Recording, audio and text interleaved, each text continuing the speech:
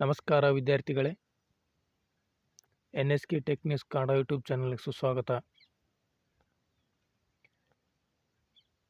ಈ ಒಂದು ವಿಡಿಯೋದಲ್ಲಿ ನಿಮಗೆ ತಿಳಿಸ್ತಿರೋ ಮಾಹಿತಿ ಏನೆಂದರೆ,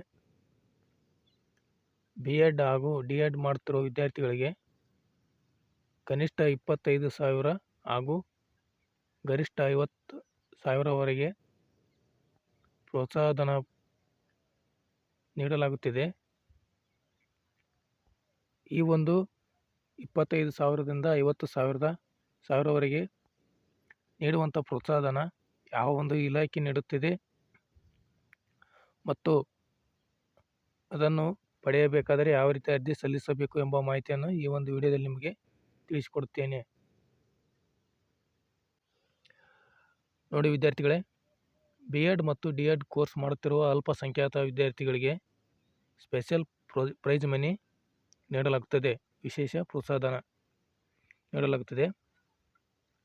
ಅಂದರೆ B.Ed ಮತ್ತು D.Ed ಕೋರ್ಸ್ಗಳಲ್ಲಿ ಉನ್ನತ ಶಿಕ್ಷಣ ಪಡೆಯುತ್ತಿರುವ ಅಲ್ಪಸಂಖ್ಯಾತ ಸಮುದಾಯಕ್ಕೆ ಸೇರಿದ ಮುಸ್ಲಿಂ, ಕ್ರಿಶ್ಚಿಯನ್, ಸಿಖ್, ಬೌದ್ಧ, ಜೈನ, ಪಾರ್ಸಿ ವಿದ್ಯಾರ್ಥಿಗಳಿಗೆ ಸ್ಪೆಷಲ್ ಪ್ರೋತ್ಸಾಹಧನ ಅಂತೇಳಿ 25,000 ಪಡೆಯಲು ಅರ್ಹರಾಗಿರ್ತಾರೆ.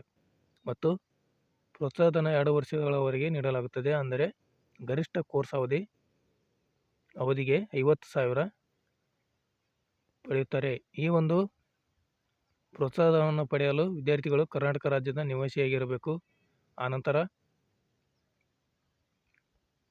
ಅಭ್ಯರ್ಥಿಯು ರಾಜ್ಯ ಮತ್ತು ಕೇಂದ್ರ ಸರ್ಕಾರಿ ನೌಕರ ಅಥವಾ ಖಾಸಗಿ ಸಂಸ್ಥೆಯಲ್ಲಿ ಪೂರ್ಣ ಸಮಯದ ಉದ್ಯೋಗಿಯಾಗಿರಬಾರದು. B.Ed ಓದುತ್ತಿರುವ ಅಭ್ಯರ್ಥಿ ಮಾತ್ರ ಅಥವಾ D.Ed ಕೋರ್ಸ್ ಪೂರ್ಣ ಸಮಯ ಅಥವಾ ನಿಯಮಿತವಾಗಿ ಅರ್ಜಿ ಸಲ್ಲಿಸಲು ಅರ್ಹರು ಆಗಿರುತ್ತಾರೆ.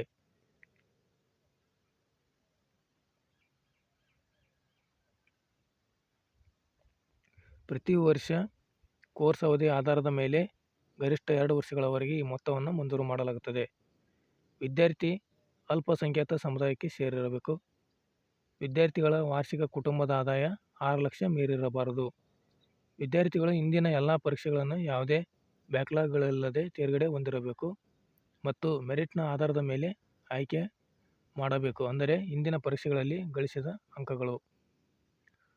ಈ ಪ್ರೋತ್ಸಾಹವನ್ನು ಪಡೆಯುತ್ತಿರುವ ವಿದ್ಯಾರ್ಥಿಗಳು ರಾಷ್ಟ್ರೀಯ ಅಥವಾ ಯಾವುದೇ ಇತರ ವಿದ್ಯಾರ್ಥಿ ವೇತನಕ್ಕೆ ಅರ್ಜಿ ಸಲ್ಲಿಸಲು ಅರ್ಹರಾಗಿದ್ದಾರೆ ಮತ್ತು ಇಲಾಖೆ ನಿಗದಿಪಡಿಸಿದ ನಿಯಮಗಳ ಮತ್ತು ಷರತ್ತುಗಳ ಪ್ರಕಾರ ಸರ್ಕಾರ ಅಥವಾ ಇಲಾಖೆಗಳ ಉಚಿತ ಹಾಸ್ಟೆಲ್ ಸೌಲಭ್ಯಗಳನ್ನು ಪಡೆಯಲು ಅರ್ಹರಾಗಿರುತ್ತಾರೆ. ವಿದ್ಯಾರ್ಥಿಗಳು B.Ed ಪ್ರವೇಶಕ್ಕೆ ಸಂಬಂಧಿಸಿದ ಎಲ್ಲ ಅಧಿಕೃತ ದಾಖಲೆಗಳನ್ನು, D.Ed ಕಾಲೇಜಿನ ಕೋರ್ಸ್ ಮತ್ತು ಶುಲ್ಕ ಪಾವತಿಸಿದ ರಸೀದಿಗಳನ್ನು ಸಲ್ಲಿಸಬೇಕು.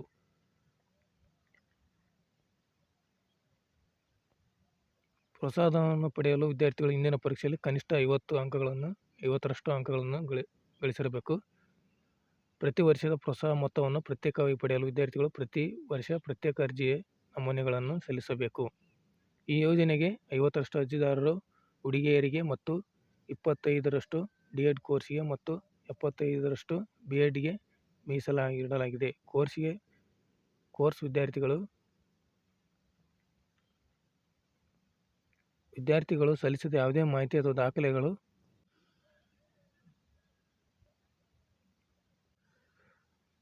ಜಾತಿ ಪ್ರಮಾಣಪತ್ರವು ಯಾವುದೇ ಹಂತದಲ್ಲಿ ಸುಳ್ಳು ಎಂದು ಕಂಡುಬಂದಲ್ಲಿ ಅರ್ಜಿದಾರರ ವಿರುದ್ಧ ಕಠಿಣ ಕ್ರಮ ಕೈಗೊಳ್ಳಲಾಗುತ್ತದೆ.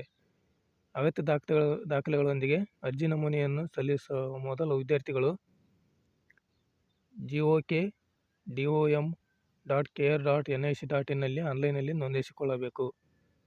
ಈ ಒಂದು ಆನ್ಲೈನ್ ಮೂಲಕ ಯಾವ ರೀತಿ ಅರ್ಜಿ ಸಲ್ಲಿಸಬೇಕೆಂಬ ಮಾಹಿತಿಯನ್ನು ಈ ಒಂದು ವಿಡಿಯೋದಲ್ಲಿ ತಿಳಿಸಿಕೊಡ್ತೇನೆ. ಬನ್ನಿ.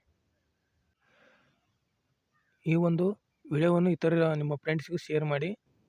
ಹಾಗೂ ನಾನು ನೆಕ್ಸ್ಟ್ ವಿಡಿಯೋದಲ್ಲಿ ಈ ಒಂದು ಪ್ರೈಸ್ ಮನಿಗೆ ಯಾವ ರೀತಿ ಅರ್ಜಿ ಸಲ್ಲಿಸಬೇಕೆಂಬ ಮಾಹಿತಿಯನ್ನು ತಿಳಿಸಿಕೊಡುತ್ತೇನೆ. ನಮ್ಮ NSK tech news Kannada YouTube ಚಾನಲನ್ನು ಸಬ್ಸ್ಕ್ರೈಬ್ ಮಾಡಿ ಹಾಗೂ ಇತರರಿಗೆ ವಿಡಿಯೋವನ್ನು ಶೇರ್ ಮಾಡಿ ಹಾಗೂ ಲೈಕ್ ಮಾಡಿ ಅಂತ ಹೇಳ್ತಾ, thank you for watching this video.